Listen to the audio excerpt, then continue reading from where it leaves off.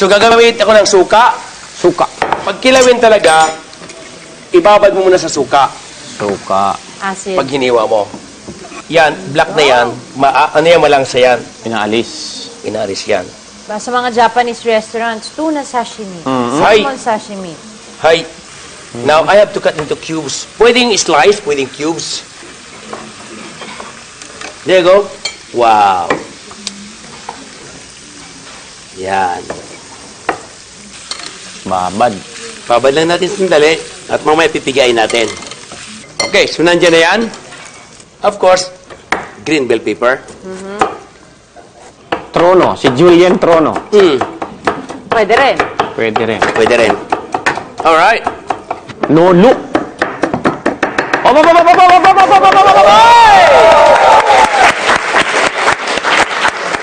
Diba?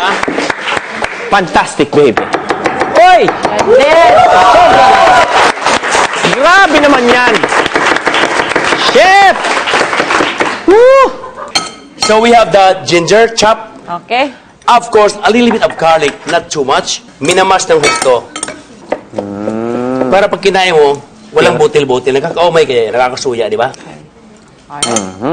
Yan, of course, hindi walang sili, di ba? 2, 3. Pigs. 3! Lagyan ko ng kamatis ng konti. May kamati. Just the color lang. Makulay lang. I put all the calamansi Ayan, chef, oh. Yes, please. here inside? No. Ayan, this Wait, dyan. sure? Tama Final po. answer? Diyan po. Okay. Yun, oh. All in. Okay. Oy! Oy! Chef, ha? Good. Chef. Hop. I can see. All in. Salt. Then, lagyan natin ng itong maganda dito nakababat na yung mga natitira mong mga suka sa bahay na binabara mo na ganito, i-shake mo lang. Spicy na yan, chef, ha?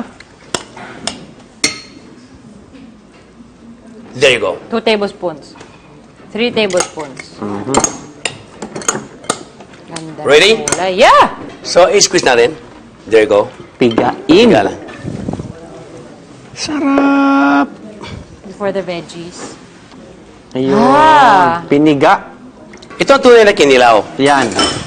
Piniga sa suka. Oh. Mix lang, mix. Mix now. No more space for tomato. Okay.